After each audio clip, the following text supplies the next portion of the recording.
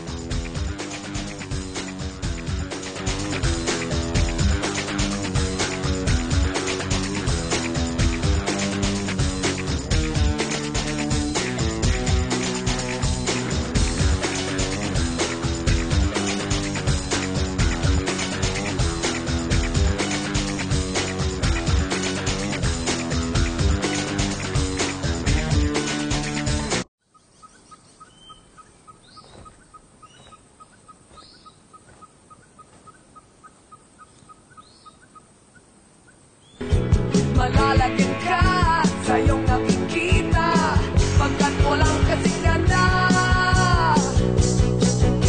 Laguna, nang ito'y marating ko, para bang ako.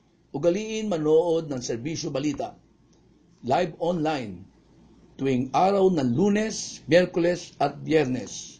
Ito po si Konsehal Echit Despasido ng Lungsod ng Binyang. Ating pong tandaan, tayo'y mga Pilipino na may pananagutan, una sa Diyos at sa bayan. Maraming salamat po.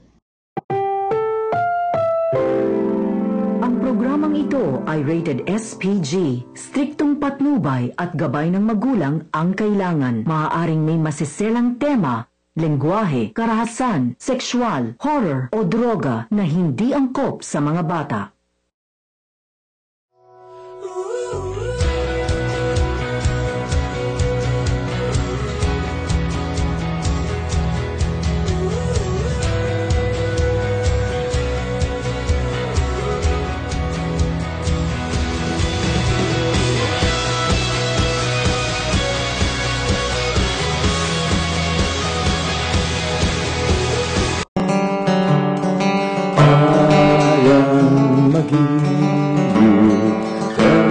silanganan, alam ng puso, sa dibdib mo'y buhay, upang hinirang, tuyan ka ng magiging sa manluluti,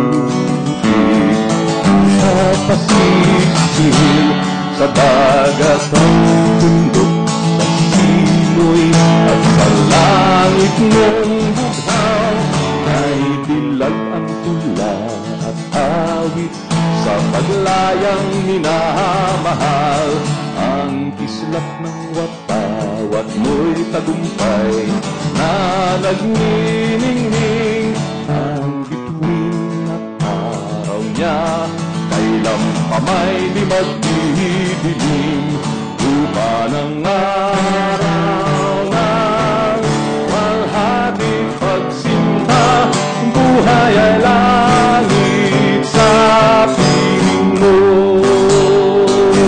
Anong ligaya na pag may mga api, ang magmahal ng dahil sa'yo.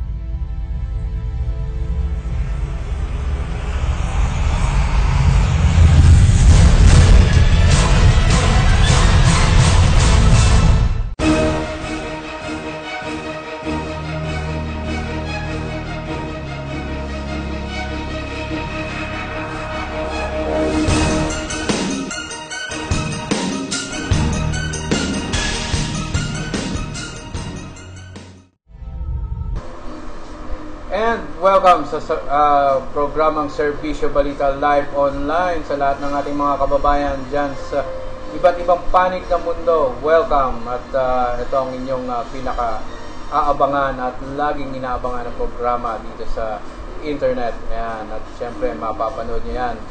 Kung hindi man live ay dyan sa YouTube. Mapapanood nyo lahat ng programa ng Serbisyo Balita Live Online. Ayan. At syempre ito ang inyong lingkod, RJ Salgado. At ito naman po ang inyong lingkod na sila Arnie Del Barreiro na bumabati po sa inyo ng isang mainit na hapon at magandang buhay po sa lahat ng viewers at readers ng Serbisyo Balita News Online at Serbisyo Balita Live Online. Para po sa inyong mga hinaing, karangihan, komento at panawagan, maaari po kayo mag-text sa Smart 0929-600-3001 at sa Globe 0935-868-9375. At patuloy lang po kayo mag-like sa aming page na Serbisyo Balita para po sa mga lokal na balita po sa inyong mga lugar. Ayan. Pinaka-mainit. Ayan. Dahil sa sobrang init ng panahon ay may nag-init na lugar kahapon yata yun ng ano nangyari dyan sa barangay Tipag po sa lungsod ng Kalambayan. Sa sobrang init, may sumabog. Ayan, sumabog yung gasol. Tindahan ng gasol po dyan sa may barangay Tibag. Ayan. Sa may barangay Dos. Yan ang sinasabi naman natin. At kung may mga napaulat yatang na-injured sa pangyayaring yan. At sana naman, wala naman nagbuwis ng buhay. Pero siyempre, yan nga sinasabi natin, kung matatandaan, ilang taon nang nakalipas nang tayo nakasama sa CIDG Laguna na ni Major Castile, di ba? Yan, si Major Castile pa ang provincial officer dyan, ay nag-raid sila ng mga tindahan na nagtitinda ng mga di umano'y kulang sa timbang o mga illegal na gasol. Ayan, kaya nga sinasabi natin noon ay yung safety measures o safety standards ng mga tindahan na nagtitinda ng mga ganyang flammable na materials. Ikutan pa natin ang lugar na yan sa Barangay 3, Barangay 2, kasama pa natin si Sir Melgar. Ayan, at siyempre, ang hinahanap doon yung mga sinasabi ng mga illegally refilled na mga shellane o gasol. Yan. Pero wala silang nakuha. At although yun nga, yung pinapangambahan na magkaroon ng disgrasya dahil sa hindi magandang mga storage area. Ayan na nga po, nangyari kahapon ay kinalulungkot naman natin na may nasumapit o humantong sa ganong pangyayari. Yung kabuang detalye niyan, ibangan nila mamaya pag nag-report si Kasamang Levi Tatad. At syempre, sa ating Serbisyo Balita News Online, ilalatag po natin yan mamaya. Ayan. At dumako naman tayo sa ibang storya. Kahapon ay nagsagawa ng surprise drug test dito sa Barangay Canlubang sa pangunguna ni Kapitan Larry Di Mayuga. Ang dahilan ng kanyang pa-surprise na drug testing sa lahat ng kawani ng barangay, pati na mga barangay, sanggunian ng barangay members at saka mga sitio in charge, ay sa dahilanan nais niyang mapatunayan na sila ang na nasa katungkulan at nagpapatupad ng batas ay walang masasabing may gumagamit ng pinagbabawal na droga. Sila mismo ay sumusunod sa batas, Ayan. diba? Para syempre, mahirap naman nga yun eh. Ikaw mahuhuli ka, tapos sasabihin na, ikaw naman ay addict. Public servant ka, ikaw pala ay addict, No, diba? ikaw naman ay gumagamit ng hindi ka role model. Ayan. Kaya maganda yung ginawa nito ni Kapitan Larry Di Mayuga kahapon sa kanyang barangay hall. At tunghayan naman natin ang ating naging panayam at segment na rin ng ating KSP. Ayan, para makilala natin na kahit pa paano itong si Kapitan Larry Di Mayuga.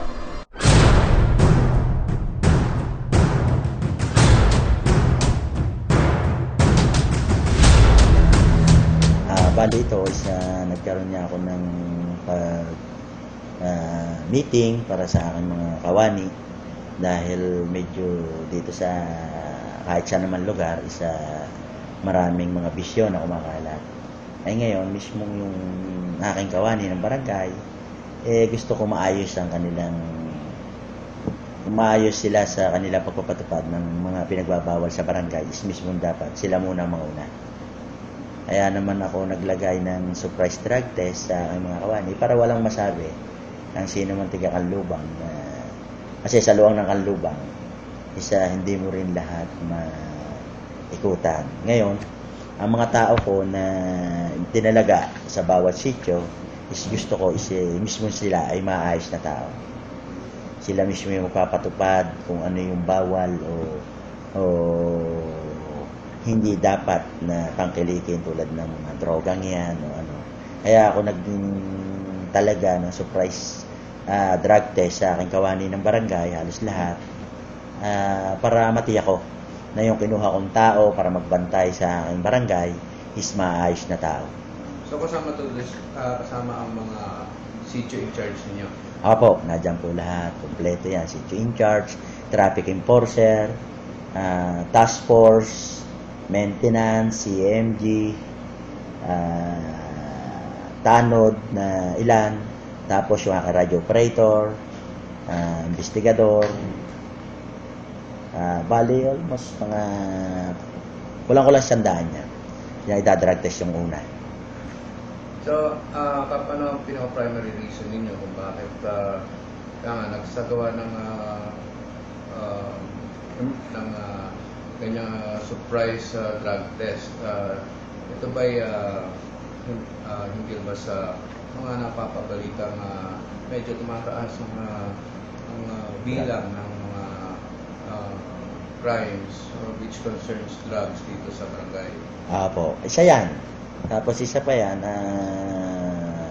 gusto ko nga rin matiyak na yung aking kawani ng aking barangay isa maayos na tao upang may patupad nila yung kanilang tungkulin ng maayos.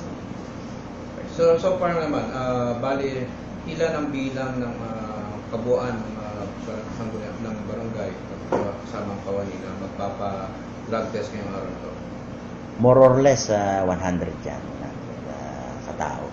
Yung aking, inuna ko lang yung mga naka-front ko na mga kawani ng barangay tulad ng ambulance driver,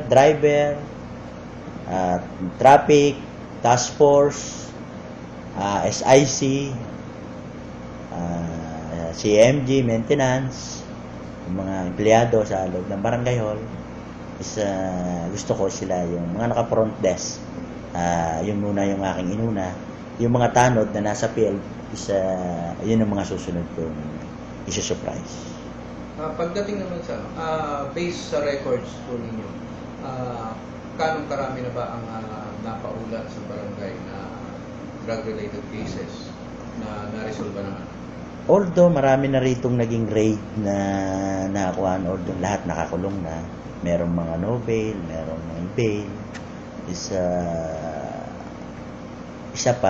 maraming mga cases pag minsan na related talaga sa drugs.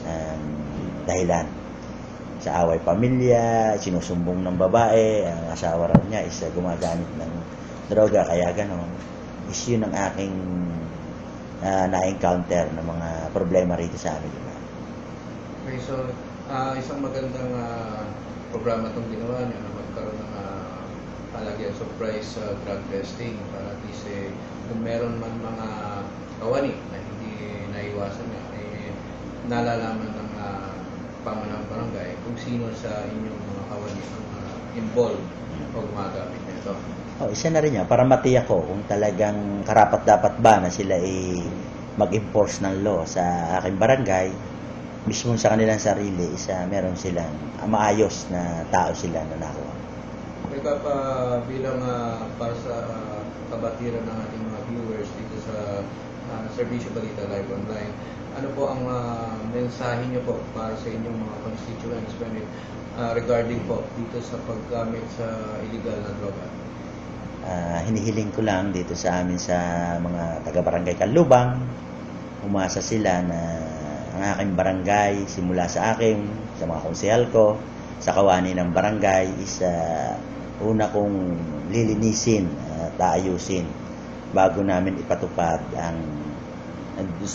kami ang nagpapatupad ng batas sa amin sa barangay, kailangan sa amin mismo maayos kami para at least may patupad namin ng tama yung mga pinagbabawal dito sa amin lugar. At hinihiling ko rin sa aking mga kabarangay na maging aware sila sa mga kabataan o hindi mga kabataan, sa mga gumagamit ng droga, istigilan na dahil wala namang maidudulot na maganda, unang-una sa kanilang katawan, sa kanilang pamilya, at sa ibang tao na kanilang naargabyado. So, sakali man makikipag-coordinate po sa inyo ang inyong mga constituents, kung sakaling meron silang nais sumbong o ilapit sa inyo pagdating sa mga cases ng ganyan, ano po ang mga numero na pwede nilang tawagan at para at least mas mabilis nilang ma-actionan? Mabilis ninyong ma-actionan po? Meron kaming hotline na ipinangalat, may calling card akong mga ipinangalat sa bawat tao, bawat bahay. Tapos meron din akong mga nakadikit na emergency hotline sa bawat lugar ng aming sitio hall, sa mga kanto, meron akong nakadikit dyan. Mangyari lang na ipagbigay alam sa amin kung ano man, hindi tungkol man sa droga, nakawan, o anumang alam nila na aktibidades na hindi maganda dito sa aming lugar, ipagbigay alam lang sa ating barangay at dagli naming aaksyonan. Kung nangangailangan po ng ambulansya, ang aming number is 502-3552. Kung may sunog naman po, 545-8601. 545-1695. Kung pulis ka lang ba naman, meron kaming PCP, 545-8602. 545-1694. Sa investigasyon naman investigator naman namin dito sa ating sa barangay, 576-7882. Kung kailangan naman may mga katanungan sa amin sa secretary, mga papeles na kailangan nila bago sila pumunta rito sa barangay, kung available o hindi, o makukuha nila o hindi, dito sila 549-3454. Saka 576-7596. Sa treasury naman, kung may katalungan sila sa treasury, sa ulat tungkol sa budget ng ating barangay, 576-6522, 576-7881. Kung may Meralco, Sa Meralco naman, 534-1180 at PLDT 171.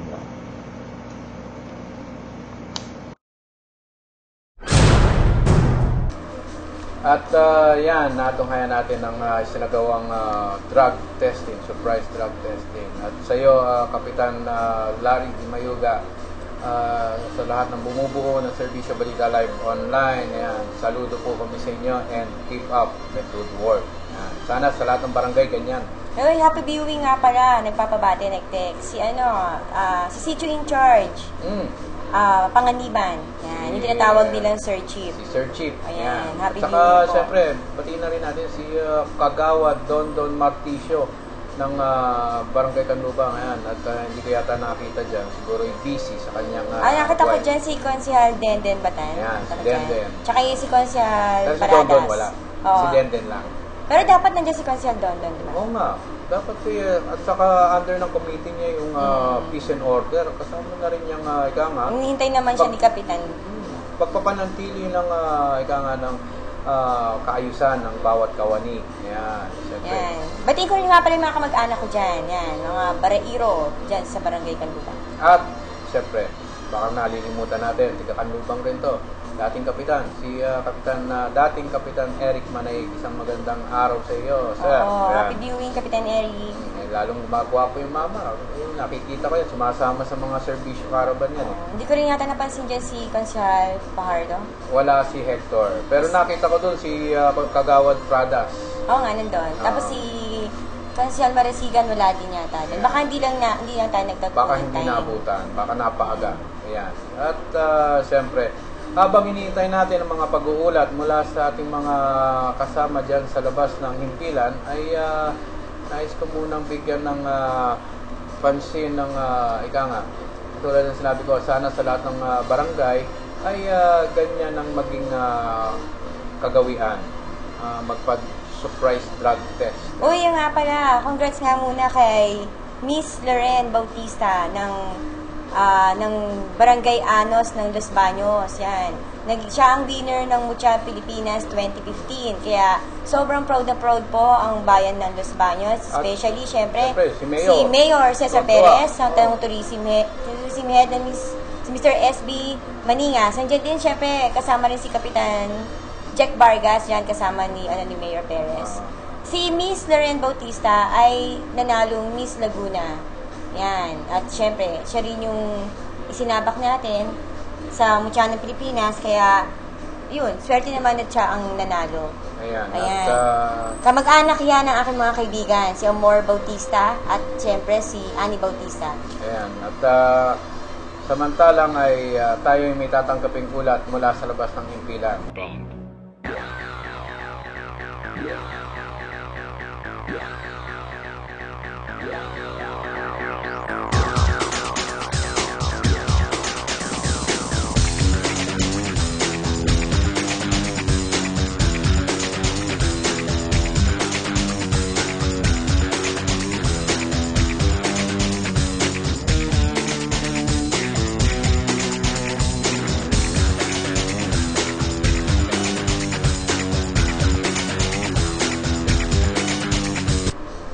At tangkapin naman natin ang pag-uulat mula dyan sa lalawigan ng Cavite sa kasama nating si Miss Lady Exposed kay Ate Beth Sarinas. Ate Beth, magandang hapon.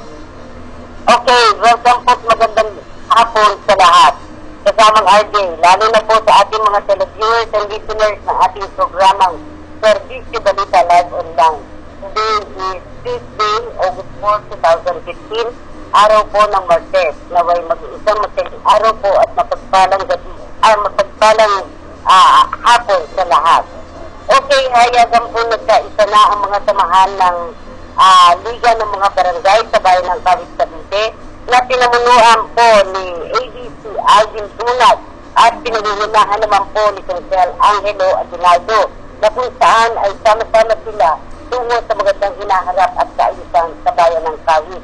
Samantala, makikita sa larawan po ngayon ang grupo ng ilang mga barangay chairman at barangay leaders na nakikita tungo sa magandang nasimulan ng acting mayor po sa ngayon na si Mayor Reynaldo Tic Aguinaldo, ang mayor po ng Kawit, bilang last term po ni Mayor sa kanyang administrasyon. Ito ay babanggitin po natin ang isa ng barangay na nakiisa at sumama na po para magkaisa ang liga ng mga barangay sa bayan ng Kawit, Cavite. Si Chairman Resty Loyola ng Kainin, ang kapitan ng Dahak na si Kapitan Jose Arellano, ang kapitan ng Tramo sa Bantayan ay si Chairman Gilbert Derridal. Sa Batindalig naman po, ang kapitan ay si Mrs. Milani Olaes. Sa Kumbulay naman po ay si Chairman Reynaldo Rivera. Sa Kanluran ay si Chairman Reynaldo Bacolod. Sa Tapunwan ay ang Chairman ay si Edgardo C. Reporio. Si Chairman Ruel D. Morales naman po ay sa Wakasdo.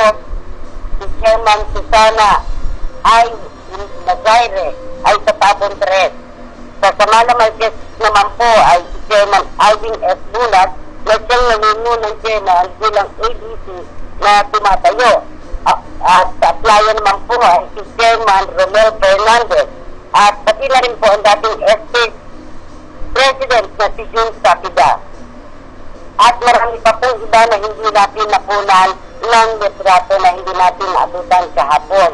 At dito nabuo ang loyalty ng mga barangay chairman na mga ito sa dahilan ang naging maganda ang pakikitungo at pamamalakad ni Mayor Reynaldo Tic Aguinaldo sa kanila na kung saan ay kapwa-puhos lahat sila sa suporta para makatuto ang lahat nilang kababayan, naging ang season order ay mamintina nila ng ayos sa bayan po ng Kawit. At siyempre po, gaya ng ginagawang pagsuporta at pag-alala nitong anak ni Mayor Tic Aguinaldo na si Pascal Aguinaldo ay sa ngayon ay makikita natin talagang agresibo sa kanyang pagpuling. Sa kung saan minsan wala man ang presensya ng kanyang ama na si Mayor Tic Aguinaldo sa dahilan sa dami na rin po ng mga inaasikaso sa bayan ng Kawit, siya mismo ang umaharap sa tanggapan nito para asistihan ang nasabing mga constituents nila sa Kawit. Nabatid pa na maging sa pagtanggap ng mga bisita ay potensyal angelo pa rin ang kusang nagsusunod ng pagkain sa mga bisita. Ilang pagkilala na iniintindi nga at inaasikaso ang ilang bisita na nandun sa nasabing pasyon. At malimit po ay sa shrine, sa Aguinaldo Shrine, pag nagkaroon po ng mga okasyon po nila ginagawa.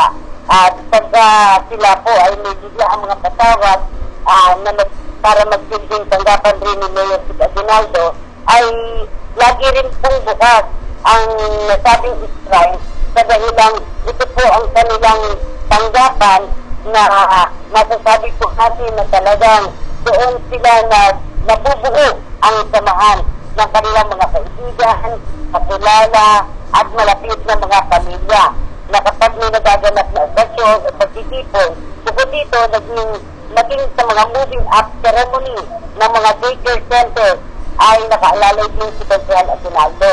Ganun din sa mga medical mission na isinasagawa ay naandun din siya at siyang umaakting namamahagi ng gabos para sa kanilang mga kababayan.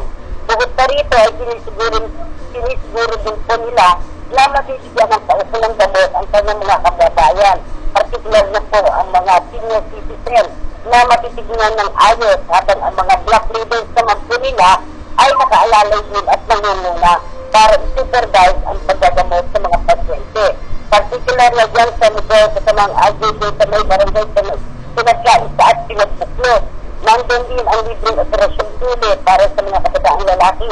At pagdating sa kanila ay mayroon din silang calamity fund na tinatawag para siguro sa mga pangunahing pangangailangan ng mga residente na magandang mga ehemplo na ang kanilang pinamamalas para sa kanilang mga kababayan. Unang-una na ay sa pagkain at sa mga relief food na pagkaroon ng mga kalamidad.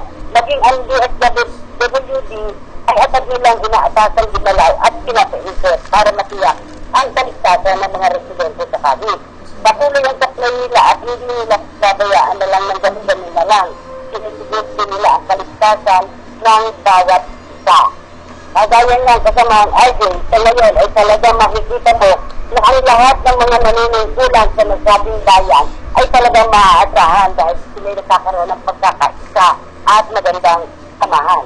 Hanggang sa susunod pa po nating mga balita, atalan ang mga mahalagang kaganapan, informasyon at pagsisiwalat po natin sa mga nangyayaring kaganapan dito lamang po sa Service Balita Live Online.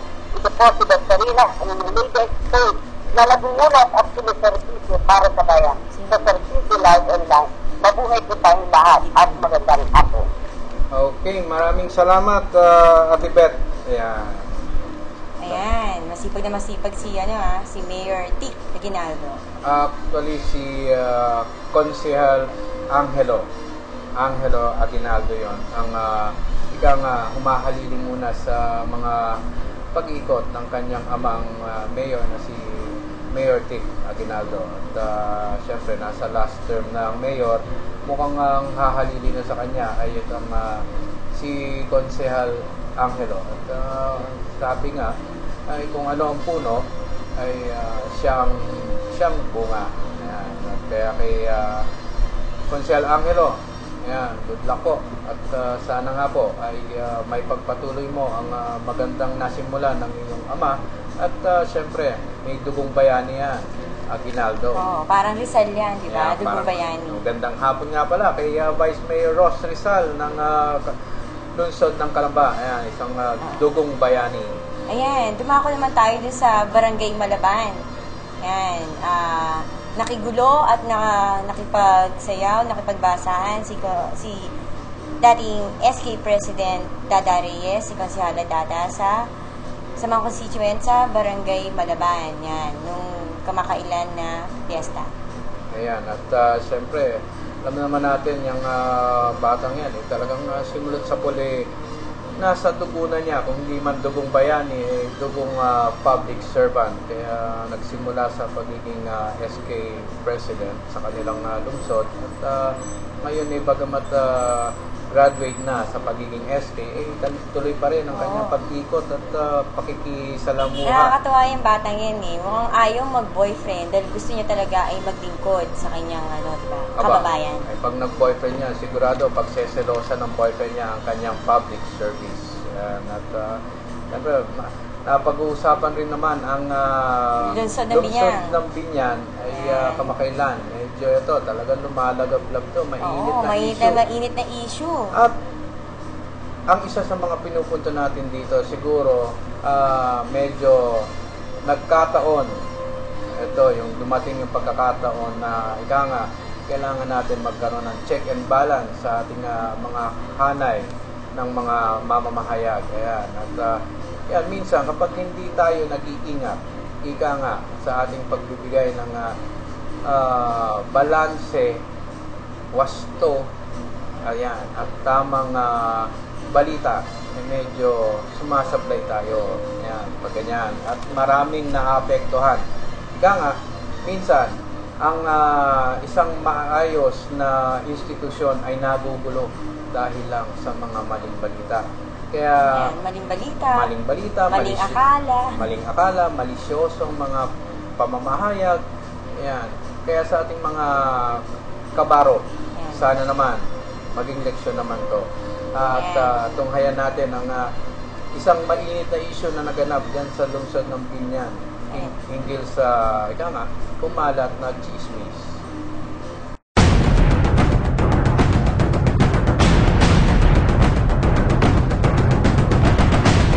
Ganda ko yan. Noong 3 session na ang nakararaan, meron pong isang konsehal na brought out at sinabing meron daw po pinapipirmahan na ordinansa para po sa 360 million loan. At sabi niya ay sa loob na lang daw ng opisina ko pinag-uusapan at sila daw ay hindi pinapatawag. Well, nagkamali ho sila dahil ang totoo, 2 sessions before that, hindi ho kami nakapag-session. Ang kadahilanan, absent po sila. Kung hindi ho absent, late.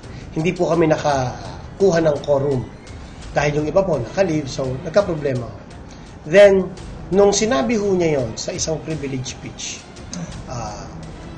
automatic bumabaho ako para sagutin yung kanyang privilege speech.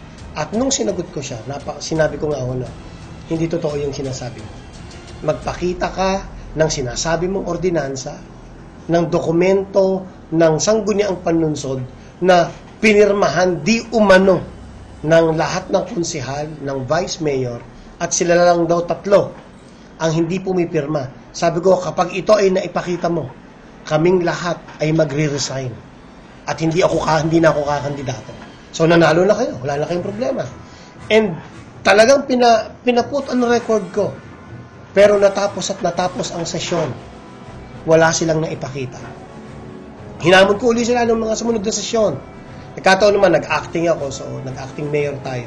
So last session, eto ho ang nangyari. Pinagsalita namin ang aming secretary para sagutin ang mga sumusunod na tanong. Una, meron ba siyang dinraft na ordinansa o resolusyon hinggil sa sinasabi nilang 360 million? Pangalawa, nagpapirma ba siya sa mga konsehal? At ang sagot po ng ating sekretaryo, hindi po, wala po akong pinapipirmahan ng kahit sino, hindi po gumagawa ng dokumento ang aking tanggapan hanggat wala po talagang napagkakasunduan. Actually, nung nabasa ko nga yung diaryo, ako'y nabigla dahil walang katotohanan ang nakalathala. Una sa lahat, kung meron man mga dokumento na pinag-uusapan o katitikan na pinag-uusapan sa regular session na ginaganap dito sa session hall, ako ang unang-unang gagawa noon ng lahat ng mga dokumento. At yan ay pina-aprobahan sa susunod na session para i-correct yung mga issue na pinag-usapan nung nakaraang session. Kaya nga noong nakaraang session natin last Tuesday, July binigyan ng pahintulot ng presiding officer natin na si Vice Mayor Armando Aguila na ako'y magsalita sa kahilingan sa mungkahi ni Consiel Bong Biasa na ipaliwanag ko sa konseho kung may katotohanan ba o wala. Kaya no ako'y tinawag at pinagsalita, aking pinatotohanan na wala namang mga dokumento nangyayari. At yung sinasabing nagkameron ng lutuan doon sa opisina ng ating presiding officer, wala pong katotohanan. Pagkat nung araw na yan, wala po tayong sesyon. Wala pong sesyon nung araw na yan. At baka po nagkakamali lamang yung ating yung naglathala sa dyaryo tungkol po dyan sa sinasabi niya na nilulutong loan ng ating city government. Ang una sa lahat, kung meron man po kayo, at alam po naman yan ang ating mga konseho, dokumento o mga importanteng issue na dapat nila alamin, sana naman binigyan pansin ang aking opisina. Tinanong kung may katotohanan ba o wala. Kaya ngayon po, kaya ako uulitin, ngayon pong napalathala sa dyaryo, wala po itong katotohanan. Yun lamang po ang aking nasasabi. Isang kahapon lang po, sir. Ito bang sa tingin niyo po, kung nangyayaring to, may kaugnayan ba to sa politika at nalalapit na ang, dahil nalalapit na po ang eleksyon? Alam niyo, pagdating sa ganyang usapin sa larangan ng politika, siguro dahil lang sa sila magkakaiba ng partido dahil sa pag-ano. Pero sa tingin ko naman hindi naman baka naman nagkamali lamang ng pagkakaintindi ang ating ibang kasamahan. Malayo pa naman siguro ang eleksyon para gawin nating issue sa politika na agad yan.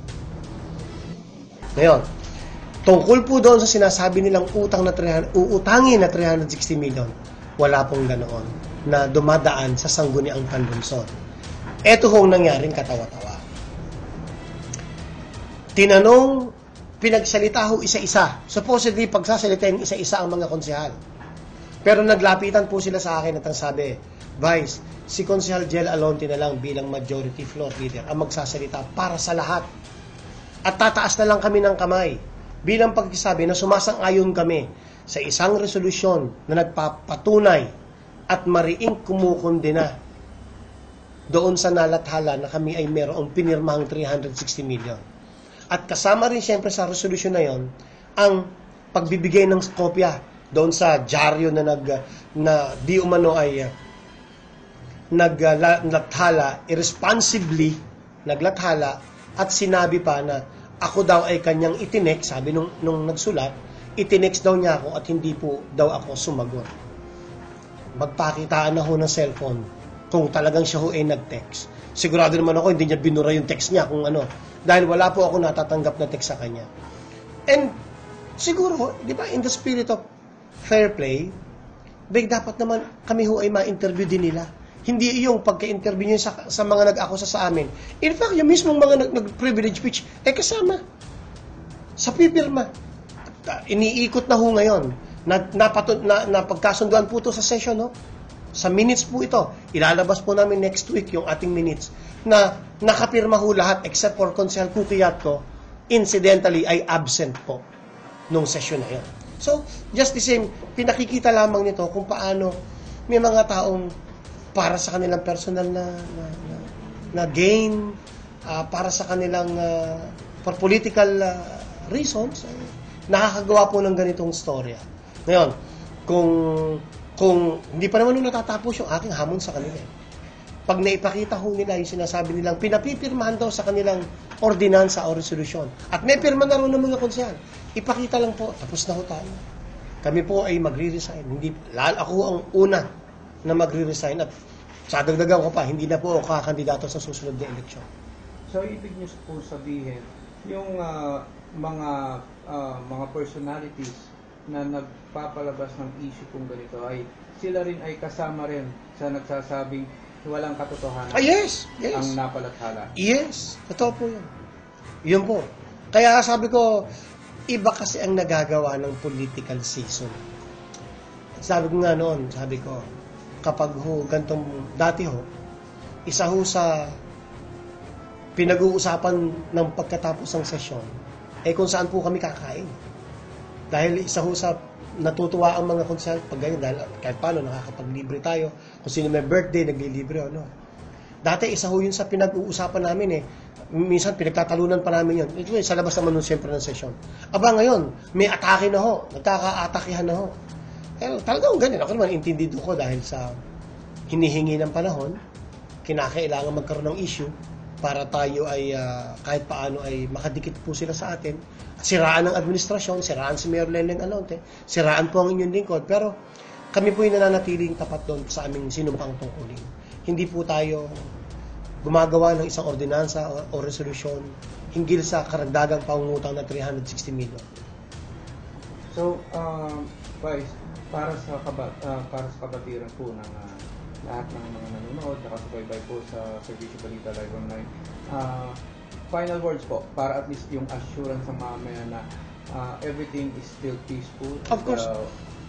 Tuloy-tuloy pa rin ang trabaho sa Sangguniang. Politically mature din naman po ang mga taga-Binyan. Alam po nila kapag ang isang usapin ay dahil lamang sa politika. Alam po nila kapag ang issue ay dahil lamang sa politika. Yung mga rehash na issue, lalo sa akin, yung mga personal na atake sa akin, na minsan iba is talaga namang below the belt na. Pero I take those in stride. Wala naman ng problema sa akin yun. At naiintindihan ko po. Nag-executive session kami, sinabihan ko ang lahat ng konsehal na gustong kumandidato, wala kayong sasabihin o gagawin na hindi ko maiintindihan. Dahil eleksyon Pero sa mga kababayan namin, kami po ay magtiwala na ang kaban ng bayan ay pinuproteksyonan ng ating punong lungsod. Ang sangguniang panlunsod ay kasama po ninyo sa pagbabantay. Hindi ko po gagamitin ang session hall para po magtago ng transaksyon. Hindi ko po gagamitin ang aking opisina at dito kami magsesyon. Lumalabas po kami. Dumarating yung panahon na hindi po kami lumalabas dahil kukunti lang po ang pag-uusapan. Hindi pa po na isusumite yung mga committee reports na mga kailangan. So, minsan po, dito na lang po, mga maliliit na bagay, pag mga referrals na lang po naman sa mga committee, dito na lang po namin ginagawa. And incidentally, sabi ko nga, nung kami nag-executive session, hindi na po kami mag-meeting sa loob ng aking opisina. sa labas na kami magkikita-kita. Of course, with the exception na yung iba gusto magkape po dito, wala namang problema doon. Pero pumanatag po kayo, ang lungsod po ng Binyan ay maayos at pinabubulaanan ko po yung issue ng kabila. Hanap uli kayo ng iba, baka naman baka tumama, pero itong issue to, it's now water under the bridge. Salamat po. Yan. At nakita natin at talagang mariin ang pagpapatunay o pagpapaliwanag ni Vice Mayor Arman Dimaguez. Yan, klaro lang yung mga isyong kumalat talaga nung nakaraang buwan pa ba yan? Diba? Last 3 weeks daw. Last 3 weeks. Yan. At syempre, totoo naman na habang papalapit ang eleksyon, kanya-kanyang atake, diskarte na yung mga magkakalaban. Ayan, hindi natin alam kung politically motivated ba to, o totoo ba to, o na-preempt lang, o ano ba talaga, di ba? Pero kanina, sinikap natin makuha yung side. Ng mga sinasabing nasa kabila na di umano, ay baka lang na sila nasa likod ng pagpapalabas sa dyaryo. Yan, dyaryong yan, sa lokal na pahayagan. Na malimit. Malimit doon, sa lungsod na Binyan, malimit siya doon. Kaibigan pa nga niya, no? Ika nga, nagpapapublish pa nga dyan sa pahayagan niya yung ng Sangguniang Ordinances. At kumikita siya dyan. Naalala mo tuloy yung isang publisher po na naging associate publisher daw. Kumita din sa lungsod ng Calamba. Kumita sa lungsod ng Calamba. After 4 years. Tinira-tira yung Binanatan naman ng bata ni Mayor. Walang utang na loob. Ika nga, yung alam ko, barkada niya doon. Kaya yun, hawa-hawa na lang. Super close sila. Kaya yun, siyempre. Ayun. Ika nga, sabi nga nila, birds of the same feather flock together. Ayan. Kaya kung ano man ang gawin ng isa, gaya-gaya, putumaya, napapala ninyo. Yan. Pare-pareho ka ngayon. Anyway, at ika nga, going back to the issue, na sinasabi mo nga, minsan, usong-uso yan kapag malapit na ang eleksyon. Kanya-kanya ng batuhan ng putik yan. Hindi naman na nawawala. Hindi na bago yan. Hindi na bago. At alam na ng tao na the issue is politically motivated. Kung tutusin nga, wag na natin palayuin. Hindi naman na lang si Vice President Binay. Yan. Maagang nagdeklara na siya'y tatakbong bilang presidente. Anong ginawa ng kalaban? Ayun, antimano, binomba na ng binomba. Sunog na nga si Vice President Binay. Hindi lang sunog. Sunog na sa demolisasyon, di ba? Yan. At ika nga, sa sobrang dami na ng putik na ibinato, ay nakulay na nga yata. Pero anyway, ganyan talaga ang politika kanya-kanyang batuhan yan. Pero nagkaroon ng SONA, di ba? Ayun, nagkaroon din ng yan, tuloy. Ang nangyari, nagsagawa naman ng sariling tunay, ika nga, sabi nila, tunay na State of the Nation address. Ayan. Siguro sa programa ni Lady Expose, matutungan yung buong detalye ng SONA. Ayan. Pero ni gusto Vice natin President. mabigyan habang may oras pa, bigyan na lang natin ng konting keynotes, yung yung tunay na sinasabi ni Vice President Binay na tunay na senaryo, tunay na yung realidad kung ano na ang estado ng ating bansa. Tama nga siguro base sa ating obserbasyon bilang mga mamahayag, hindi tayo hipokrito, hindi tayo bulag, at hindi rin tayo para magsinungaling kung ano yung nakikita natin. Tama nga, ang sinabi ni Vice President, marami pa rin ang naghihirap. After 5 years, marami pa rin ang dumadaing. At nandyan na yung, yung tragedya sa Luneta. Yung nabanggit ni Vice President na 4 na lugar kung saan nagpapakita ng insensitivity o kawalan ng damdamin o pagiging manhid ng administrasyong Pinoy hinggil sa mga mahalagang pangyayari sa buhay. Yon, tama nga sinabi ng ating kasamang si Miss Larnie, yung sa Luneta, ang number 1. Ano ang nangyari dyan?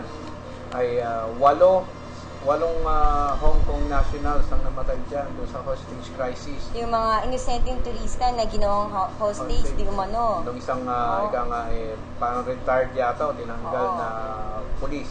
At kung papansinin natin, ang daming pagkakataon na pwedeng, kung re-reviewin natin yung mga video footages, ang daming pagkakataon na pwede nang masukol yung hostage taker. Kung pwede pang masave yung Pwede buhay pang ng mga masave. turista, di ba? Ang daming pagkakataon. Hindi natin malaman kung saan nagkulang. Kung nagkulang ba sa direktiba ng Pangulo o kung nagkulang sa sa strategy ng mga kapulisan. Yan ang unang lugar. Ang pangalawang lugar, Ay, syempre, yung Tacloban, ang di ba? Tacloban. Kung saan, dito, ewan ko ayon naman to sa mga balita lumabas, nagpahayag si Pinoy, Pangulong Pinoy, ng buhay pa naman kayo, hindi ba? So para bang hindi na inalintana ang paghihirap o paghihikahos ng mga tinamaan ng trahedya. Bagamat sila'y buhay, yun ang pinagpalagay ng Pangulo, na sila'y buhay pa naman. Aba, siyempre, ang question dyan, tignan ko lang notes ko. Ayan, may kodigo. Nasa na ang 170 billion na rehabilitation o para sa recovery plan para sa Tacloban upang magkaroon ng panibagong buhay ang mga nasalanta. Yon ang question. Like, dapat klaro talaga yung amount. Kaya kailangan basahin. 170 billion. Kasi baka magkamali. Mamaya sobra kulang, di ba? Baka akala ni Nenok mo. Baka sabihin, 100 million.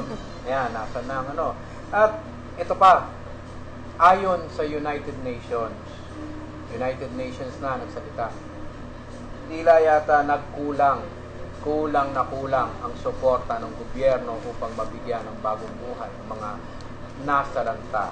Ayun, yun ang pangalawang lugar. Ang pangatlo, ang Zamboanga, kung saan daan-daang katao at libo-libong mga kabahayan ang nasunog dahil sa kaguluhan dyan. Ang mga naapektuhan ay nilagay sa mga evacuation centers. Kaso ang problema, dahil sa pagiging insensitive ng mga tauhan ng gobyerno, ang nangyari dito ay mas masahol pa ang nangyari sa kanila sa evacuation centers. At ang masama, ang mga kababaihan ay nauwi, kung hindi man nagagahasa, ay nauwi sa prostitusyon.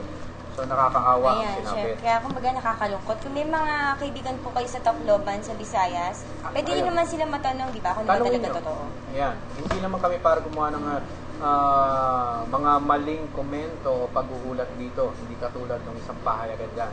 Dahil kami ay bumabase sa realidad, sa ebidensya, at kung ano yung totoo. At ang pinakahuli, ang mamasapano. Ano na ang nangyari sa SUP 44? Yung SUP 44 Heroes. Yan. Hindi man lang nabanggit sa SONA ng Pangulo ang kanilang kabayanihan na ginawa dahil sa sa paglaban sa kriminalidad, sa terorismo. Hindi man lang kahit simpleng TY. Yun na lang, kung nahahabaan sa salitang thank you, kahit TY na lang man lang, na sana naramdaman ng mga pamilya ng mga nasawi at yung kanilang mga kabaro. Baka mag-isip ang mga kabaro, sila'y magbubuwis pala ng buhay, baliwala lang kaya sa administrasyon. Kaya tuloy ibang mga pulis, siguro kaya gumagawa ng kalokohan. Kasi hindi nga sila nagbibigay ng importansya, di ba? Parang naka-KSP, gumawa sila ng medyo kalokohan para medyo, mapansin naman. Kagaya nung at mukhang kagaya na sa PAMI. Ayan, dumako naman tayo sa bayan ng PAMI. Yan. Doon sa talagang Oo. PAMI Laguna, ito naman yung issue ng kapulisan. Mainit-init pa rin to tungkol sa isang hepe na naghubad di umano sa isang lady cop at isang empleyado sa istasyon. Sinampanan ng kasong sexual harassment ang hepe ng PAMI na si Police Senior Inspector Rex Langkay sa Laguna Regional Trial Court. Yan ay sa utos na rin ni PNP Chief Director General Ricardo Marquez. Yan. Samantalang formal ng pinangunahan ng bagong talagang hepe na si Police Senior Inspector Henry B. Gonzalo Jr. ang flag raising ceremony noong Monday sa munisipyo kasama lahat ng empleyado sa ilalim ng pamumuno ni Mayor Rionia Muramachu ng bayan ng PAMI. Ayan, kumbaga asahan natin ang pagiging masipag at aktibo ni Police Senior Inspector Bila Gonzalo. Ayan. At Ayan. Samantala, Siyempre, habang may... samantala, dyan naman sa lungsod ng Kalamba, ating papurihan pa rin yung nanalo. Batiin natin si Miss Alessandra Rosales ng Calamba City. Siya ang nanalong Miss Asian Tourism Ambassadress Philippines 2015. Siya naman ang magre-represent sa forthcoming International Beauty Pageant na gaganapin sa Singapore. At syempre, hindi nagpapatalo ang lungsod ng Santa Rosa. Yung pamangkin naman ni Kagawad Donna Babasanta ng Barangay Sinalahan, Santa Rosa City. I-congratulate natin si Miss Leda Paulette Almira Babasanta. Miss Ecotourism International naman yan, na ginanap sa Solar Resort, diba? Yun. Kaya, napaka-swerte yata ng mga taga Laguna. 3 yan na nanalo, title holder. Ayan. At, siyempre, panahon ng Laguna ngayon. Ay, mukhang dumadami ang mga, may talents, at saka merong kaangking kagandahan. At saka bumisita din sila nung Monday kay Mayor Timmy Chipeco, ang sa lungsod ng Calamba. Ayan. At, siyempre, ang para sa... mamaya nga pala, may invitation tayo, tatakbo tayo mamaya. Ayan. Sa lungsod din ng Binyang. Dadating si DepEd Secretary. At Armin Luis Stro. Oo. Ayan, may tatanggapin tayong tawag sa lungsod naman ng Parañaque.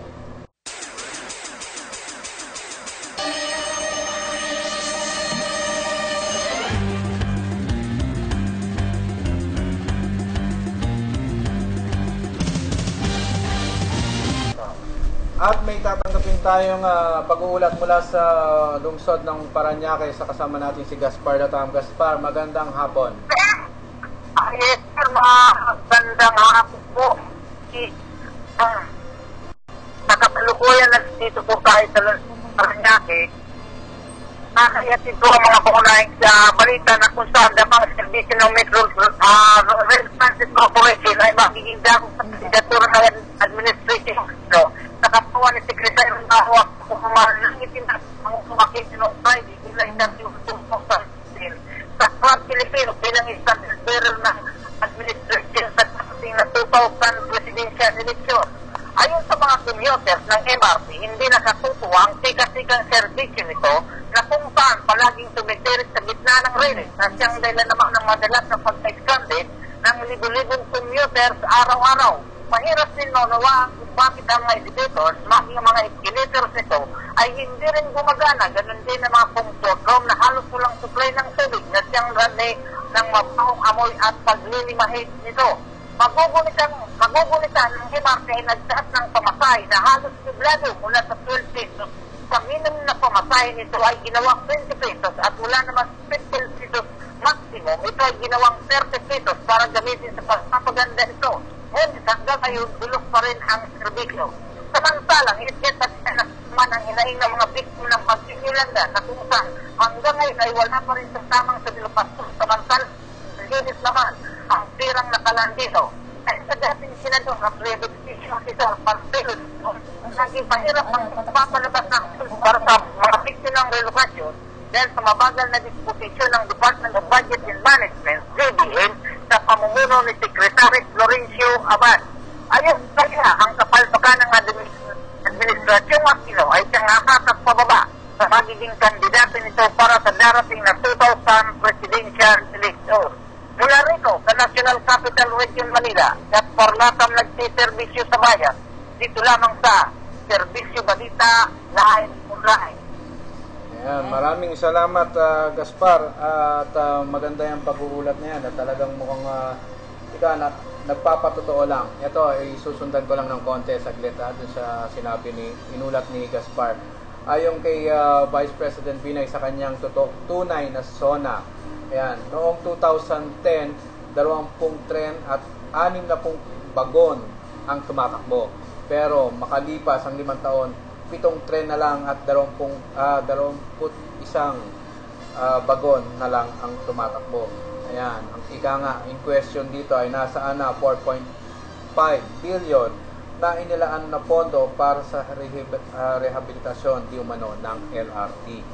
Ayan, pati sa MRT, merong 5 billion na ang Department of Transportation and Communications para naman sa rehabilitation ng MRT noong pang 2014. Nasa na ang pondo? Ayan, ika nga, bato kayo ng bato ng putik sa Vice President. Ngayon, eto naman pagkakataon, siya naman ang magbabato, hindi putik, bato. Ayan, kasama graba, adobe at lahat. Ayan, yan ang mga... Hindi kasi naiulat yan di ba? Hindi inuulat to. Ika nga, yun ang sinasabi natin sa may ilang... Madami kasi news blackout. Yan. Ito, bilang malapit na tayo magwakas sa ating programa, ito lang ang masasabi, ang pinakatema ng naging programa natin, itong episode na to. Yung okay lang yung malayang pamamahayag, pero ika nga, yung totoo lang. Huwag natin pagtatakpan ang mga, ika nga, yung dumi o dungis o pagkukulang ng nasa lipunan o nasa nanunungkulan. Aba, kailangan natin ihayag kung ano yung tunay na kaganapan. Yung tunay na kaganapan, additional ko lang sa lungsod ng Binyang, kinuha natin yung side ni Konsehal Tangana at syempre ni Konsehal Kukiyat po, pero hindi na po sila nagpa-interview. Ayaw nilang magpa-interview. Video interview, hindi na po sila. Ayaw nilang magpa-video interview ni recorded interview o whatsoever.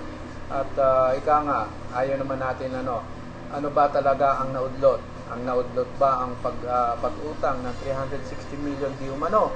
O naudlot ba ang demolition job na sana'y balak ng mga nasa oposisyon? Ayan, hindi natin sinasabi kung sino ang may mali, may pagkukulang. Ang lungsod na ng Binyang ang magdi-decide. Sila na lang. Ang tama nga sabi ni ni Vice Mayor Armand Dimagila, matured na ang mga taga-Binyan upang malaman nila kung ano yung totoo. Kaya sa ating mga kaparok, sana wag nating linlangin. Be responsible. Wag lang natin linlangin ang ating mga taga-subaybay, mga nagbabasa ng ating mga dyaryo, nanonood ng ating mga programa. Sana naman, ika nga, kung ano ang ibibigay nating pag-uulat, yung makatotohanan. Just be responsible and be fair. Yun lang po. Basta dun tayo sa malapit sa katotohanan, okay na yan. Yung realidad lang tayo, mga katoto, para tayo medyo, hindi tayo nalalagay sa alanganin. So, wala na tayong oras. Ito po, sila Arnie Del Babarilo po, nagsiservisyo ng bayan